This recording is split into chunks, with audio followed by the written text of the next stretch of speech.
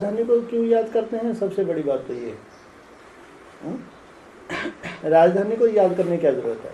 बाप को याद करो ये तो ठीक है, राजधानी को क्यों?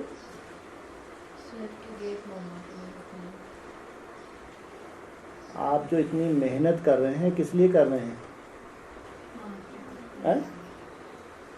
आप जो इतनी मेहनत कर रहे हैं किस लिए, कहाँ जाने के लिए? वैकुंठ बोल दिया आपने, स्वर्ग बोल दिया, जीवन मुक्ति बोल दिया, लेकिन उसकी कोई पिक्चर है आपकी बुद्धि में कि वो वैकुंठ कैसा होगा? वो दुनिया कैसी होगी, कैसी सुखदायी दुनिया होगी जिसके लिए बाबा ने खास अभी इशारे दे रहे हैं। ये आगे चल के अव्यक्तवाणी में इशारे आने वाले हैं। तो बड़े से बड़ा जो टाटा है, बिरला है, करोड़ अरबपति है, वो जा सकेगा। और जो लोग वहाँ हैं उनको किसी भी प्रकार का दुख, शांति, कोई तकलीफ होगी? तो उसकी कल्पना करके तो देखो वो दुनिया कैसी होगी। जो दुनिया भगवान ने हमारे लिए स्थापन कर रहा है, कौन स्थापन कर रहा है? भगवान। तो उसकी कल्पना करके तो देखो वो दुनिया कैसी होगी। वो दुनिया याद आते से ही आपके रोमांच खड़े हो जाने चाहिए। अगर झुटका भी आ रहा है, वो दुनिया की सीन याद आ जाए, झुटका गायब हो जाए। कल्पना करके देखो तो, कल्पनाएं करने में क्या जा रहा है? कभी बैठ के अमृत वेले में कोई कल्पनाएं करके देखना, कहाँ तक आप जा सकते हैं। उस दुनिया के सुखों को कहाँ तक आप अपनी कल्पना में ला सकते हैं। जितनी भी दूर तक जा सके तो भी आप वहाँ तक नहीं जा सकते। आपकी पहुँच जितनी भी दूर तक होगी ना, ज़्यादा से ज़्यादा, तो भी आप वहाँ नहीं पहुँच सकते, क्योंकि भगवान की रचना है तो साधारण होगी। इसलिए बाबा कहते हैं बाप को याद करो सुखधाम को याद करो। तो कह देना तो बहुत आसान है, हम स्वर्ग में जा रहे हैं, हम जीवन मुक्ति जा रहे हैं, लक्ष्मी नारायण के राज में जा रहे हैं, लेकिन वो राज्य की कल्पना तो की जा सकती है।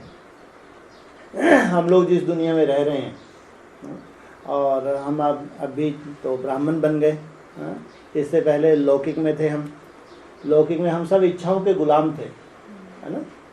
कुछ ना कुछ इच्छाएं थीं, किसी की छोटी इच्छाएं थी, किसी की बड़ी इच्छाएं थी। और इच्छाएं तो हमारी जाती नहीं है,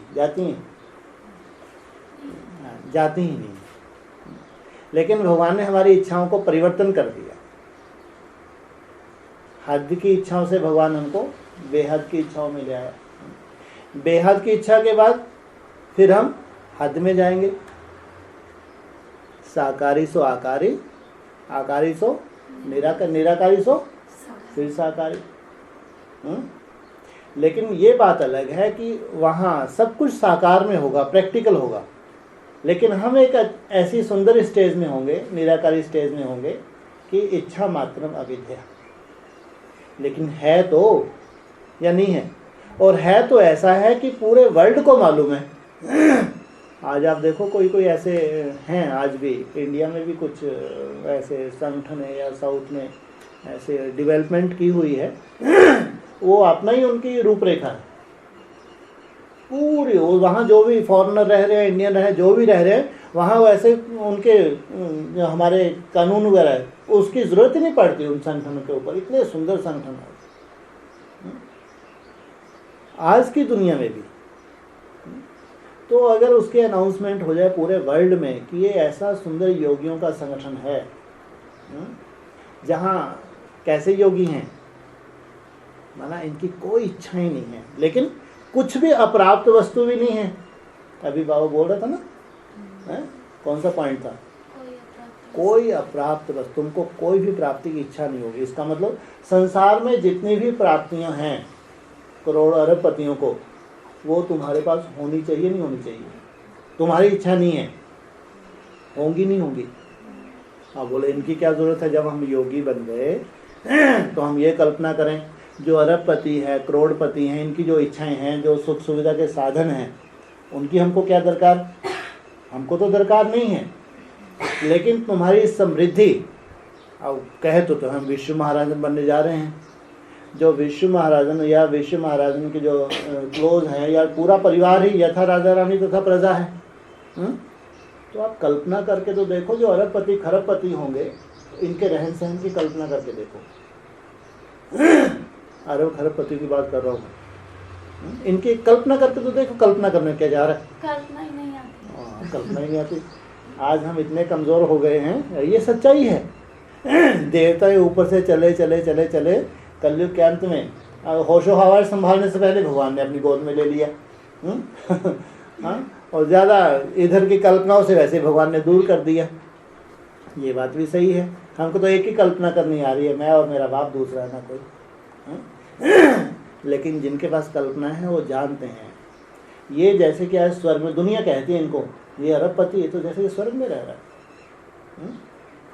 ये अरबपति जैसे कि महल हैं, इनके पास ऐसी गाड़ी हैं, हवाई जहाज़ घर में है, इनके हेलीकॉप्टर इनका खुद का है, ऐसी सुख सुविधा। तो भगवान के बच्चों के पास कोई कमी होगी?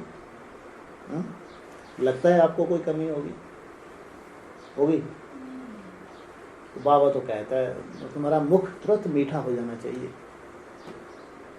जब तुम स्वर्ग में को याद करो तो मुख खट्टा हो जाना चाहिए, मीठा हो जाना चाहिए। मुरली में आया, सुना कोई पॉइंट?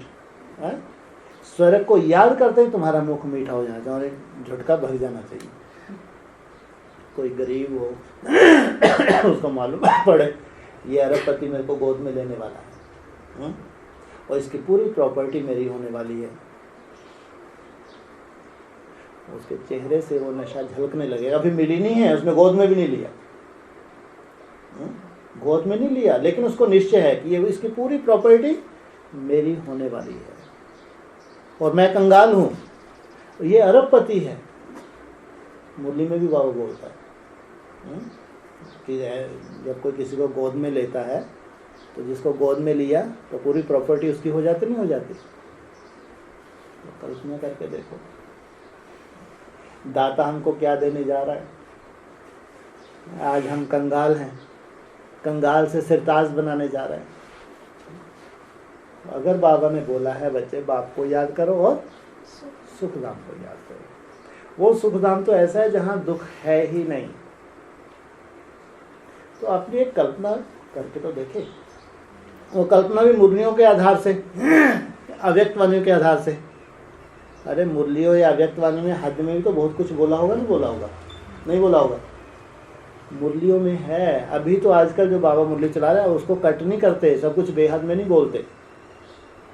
पहले तो हर बात को बेहद में बोलते, लेकिन अभी कट करते हैं। अभी तो वैसे का वैसा भी बोलते हैं। इसका मतलब आज हम कल्पना नहीं कर सकते जो हमारा भविष्य है, लेकिन थोड़ा बहुत अभी मुरलियों